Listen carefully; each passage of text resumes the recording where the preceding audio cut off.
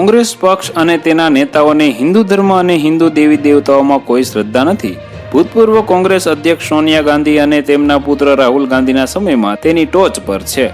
પૂર્વ કોંગ્રેસ પ્રમુખે હવે ભગવાન કૃષ્ણની પૌરાણિક નગરી દ્વારકાના અસ્તિત્વને નકારવાનો પ્રયાસ કર્યો છે. ભૂતપૂર્વ વડાપ્રધાન રાજીવ ગાંધીના પુત્ર રાહુલ ગાંધીએ ફેબ્રુઆરી 2024માં ભગવાન કૃષ્ણના ડૂબેલા શહેર દ્વારકાના અવશેષોની પૂજા કરવા બદલ વડાપ્રધાન નરેન્દ્ર મોદીની મજાક ઉડાવી હતી. મહારાષ્ટ્રમાં જનસભાને સંબોધતા રાહુલ ગાંધીએ કહ્યું કે કોઈ દિવસ તમે તેમને સમુદ્રની નીચે પૂજા કરતા જોશો ત્યાં, એટલે કે તે મજાક છે. પૂજા થઈ રહી છે, પંડિત પણ નથી, સેનાના માણસો સાથે દરિયાની નીચે એકલા બેઠા વગેરે વાક્યો ઉચ્ચાર્યા હતા. આ સમાચાર સોશિયલ મીડિયા મારફતે લીધેલ છે. ઉલ્લેખનીય છે કે સીએન ન્યૂઝ આ માટે જવાબદાર નથી.